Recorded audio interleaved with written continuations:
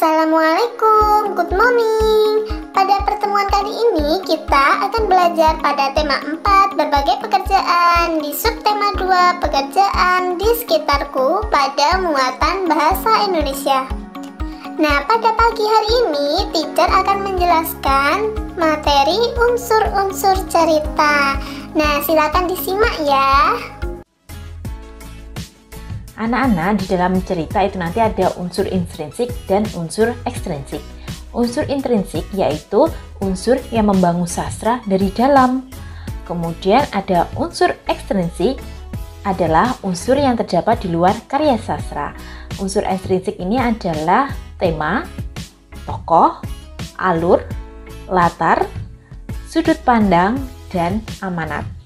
Sedangkan yang unsur ekstrinsiknya ada gaya bahasa, latar belakang, agama, dan masih banyak lagi ya. Sekarang kita bahas tentang tema. Tema merupakan pokok pikiran atau ide pokok yang disampaikan pengarang kepada pembacanya. Di sini tema itu ada banyak, ada pendidikan, persahabatan, kemudian ada keluarga, agama. Ya, sekarang kalian perhatikan ya, contohnya seperti ini. Komputer sangat meringankan beban manusia dalam bekerja. Komputer dapat menyimpan data dengan baik, membantu mengetik, membuat desain, dan banyak manfaat lainnya. Saat bosan, manusia juga bisa bermain game dan mendengarkan musik. Nah, menurut kalian tema dari cerita ini apa? Mengenai teknologi, agama, atau pendidikan? Benar sekali, tema dari cerita ini adalah teknologi. Sekarang kita mengenal tokoh.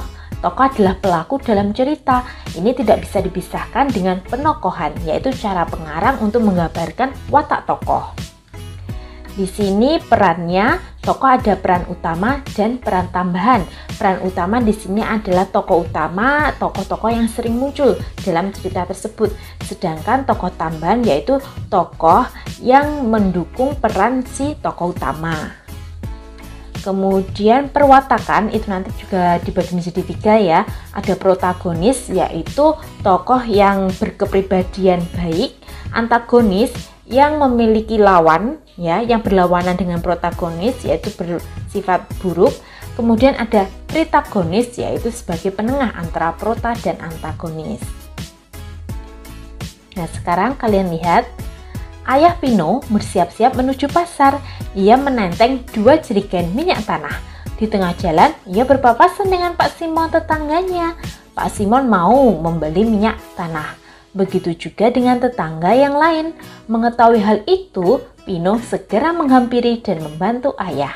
Dari cerita ini kalian menemukan tokoh-tokohnya ada siapa saja. Kalian lihat, kalian perhatikan ada Ayah Pino, kemudian ada Pak Simon, tetangganya, ya.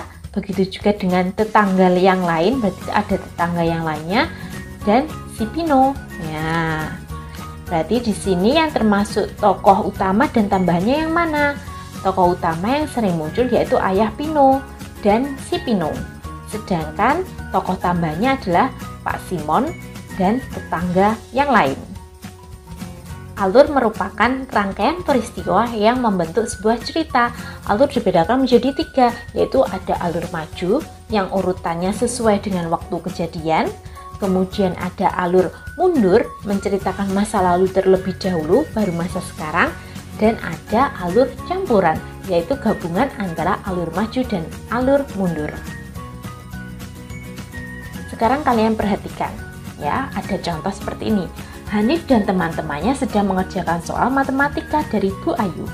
Setelah selesai, mereka berbaris di depan meja Bu Ayu sambil membawa hasil pekerjaannya. Tiba-tiba Hanif menyerobot antrian. Ya, di sini Hanif mengerjakan soal. Setelah itu dia maju. Kemudian ada temannya yang menyerobot, ya, si Hanif menyerobot. Nah, berarti kan itu beruntun. Berarti termasuk alur maju. Sekarang kalian perhatikan. Sobat, kini aku sudah sarjana. Inilah mimpiku waktu kecil. Mimpi yang menjadikanku seperti ini. Di masa lalu, ibu selalu berkata bahwa biaya sekolah sangat mahal, apalagi biaya kuliah.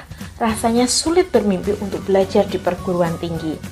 Dalam hati, tak peduli, aku harus belajar dan mencapai cita-citaku. Aku lari ke sana kemari membantu ibu menjual roti untuk tabungan sekolah. Kalian lihat ya, di sini yang digarisbawahi di masa lalu. Berarti menceritakan masa lalu. Sedangkan yang di sini tadi di awal sini yaitu menceritakan kejadian saat ini, karena dia sudah sarjana, berarti kan kejadian saat ini. Berarti dia termasuk alur mundur. Benar sekali. Yang sekarang kalian perhatikan pada contoh ketiga. Hamid dan kawan-kawan kian terdesak.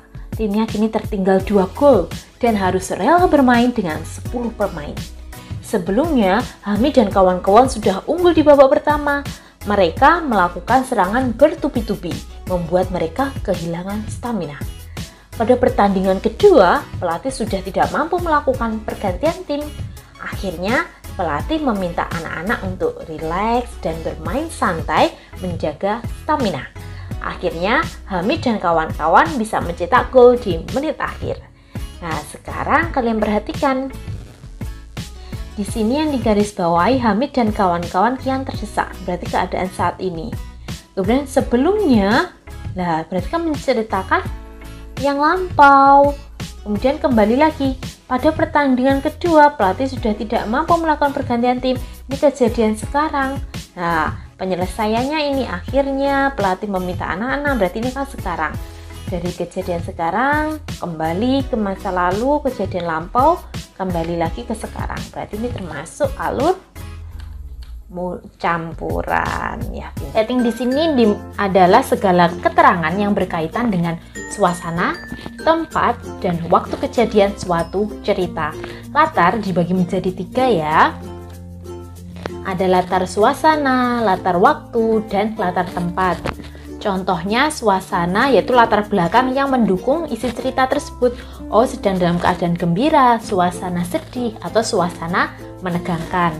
Lanjut ke waktu, ada sore hari, pada suatu hari, minggu pagi, dan masih banyak lagi ya. Pokoknya yang berhubungan dengan waktu kejadian cerita. Kemudian tempatnya ada di rumah, di sekolah, di jalan, maupun di rumah sakit, dan masih banyak lagi ya. Lanjut kita ke sudut pandang.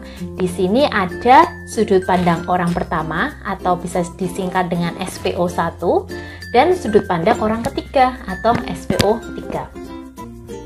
Yang sudut pandang orang pertama, di sini pengarang masuk dalam cerita. Maksudnya gimana? Dia terlibat langsung dalam cerita sehingga menggunakan kata ganti orang pertama. Aku, saya, gue ya. Di sini pengarang bisa menjadi tokoh utama maupun tokoh sampingan. Tokoh utama berarti si pengarang yang menulis itu menjadi punjernya, menjadi tokoh yang utama yang berperan di situ. Kalau tokoh sampingan bisa jadi teman dari si tokoh utama atau saudara dari tokoh utama. Jadi pengarang itu sebagai saudaranya, sebagai temannya. Jadi menceritakan si tokoh utama. Tetapi pengarangnya masih terlibat dalam cerita. Kemudian ada sudut pandang orang ketiga, SPO3 ya. Di sini pengarang tidak ikut serta dalam sebuah cerita atau tidak mengenal salah satu tokohnya ya. Ditandai dengan kata ganti orang ketiga. Dia, ia atau langsung menyebut nama orang. Selanjutnya kita membahas tentang amanat. Amanat itu adalah pesan tertentu yang disampaikan kepada pembaca ya, amanat atau pesan moral. Kalian perhatikan, amanat itu dapat dilihat secara langsung, secara tersurat maupun tersirat. Maksudnya di sini tersurat itu berada di dalam cerita. Jadi amanat itu sudah tertulis di dalam cerita, baik dari perkataan si para tokoh maupun ada teks narasinya. Kemudian ada tersirat, yaitu menyimpulkan dari isi cerita setelah kalian baca, kemudian kalian simpulkan. Dan amanat atau pesan moral ini harus bernilai nasihat positif ya. Ya, sekarang kalian perhatikan cerita berikut ini ya. Membantu ayah dan ibu. Minggu pagi dari kejauhan terdengar suara merdu azan. Budi berpakaian rapi dan bergegas ke masjid dekat rumah. Setelah pulang dari masjid, Budi dan ayah pergi ke belakang rumah Budi. Budi dan ayah pergi ke belakang rumah. Budi mengambil air dan menyiram tanaman. Setelah itu, Budi membuka pintu kandang ayam. Selesai membersihkan kandang ayam, Budi membantu ibu mencuci piring. Sementara itu, ibu memasak sarapan. Kemudian, Budi menyapu lantai. Ia bekerja sambil bernyanyi-nyanyi dengan senang hati. Budi, terima kasih telah membantu ayah dan ibu, kata ibu. Iya Bu, Budi senang bisa membantu ayah dan ibu, kata Budi. Budi memang anak yang suka menolong ayah dan ibu. Dia juga anak yang penurut dan sopan. Ayah dan ibu senang dan bangga melihat Budi rajin membantu. Oke, dari bacaan ini kita tentukan unsur intrinsiknya ya. Nah, di sini membantu ayah dan ibu yang dicetak tebal di tengah, ini namanya adalah judul. Kemudian kita lihat temanya. Nah, tema di sini budi pekerti ya, menceritakan budi pekerti perilaku. Kemudian kita lihat tokohnya. Di sini tadi tokohnya siapa saja? Tokohnya ada Budi, ibu, kemudian ada ayah ya, ada ayah. Mana tadi? Ayah Umi ya. Budi, ibu, dan ayah. Kemudian kita lihat suasananya ya, latarnya. Suasananya gembira, ditunjukkan dari mana ini? Ia bekerja sambil bernyanyi-nyanyi dengan senang hati. Kemudian latar tempatnya tadi di mana? Oh, di rumah ya, di rumahnya Budi. Kemudian di masjid, di halaman belakang rumah ya kan. Untuk ini tadi tempat kandang dia menyiram. Sedangkan waktunya itu minggu pagi. Di sini ya, minggu pagi. Oke, lanjut kita lihat amanatnya. Amanatnya di sini ada nih, suka membantu. Suka membantu berarti ini masuk dalam percakapan si ibu. Budi, terima kasih telah membantu ayah dan ibu. Jadi si penulis ini memberikan pesan kepada pembaca, kepada kita agar suka membantu, suka menolong orang tua ya, dan berbakti kepada orang tua ya. Di sini juga bisa amanatnya ini sebagai anak yang penurut dan sopan ya. Lanjut. Nah, alurnya alur maju. Kenapa alur maju? Ayo masih ingat? Alur maju itu berarti tertata, waktu kejadiannya dari sekarang sampai nanti itu tertata ya. Seperti ini tadi, hari Minggu pagi dia mendengar suara merdu azan dan bergegas ke masjid. Berarti kan waktu Minggu pagi subuh. Setelah subuh dia menyiram tanaman. Setelah menyiram tanaman membantu ibu. Jadi alurnya maju ke depan.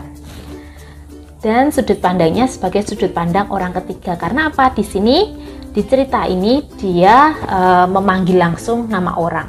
Budi, ayah, ibu, ya kan? Tidak ada kata aku. Berarti dia bukan SP1 tapi SP3.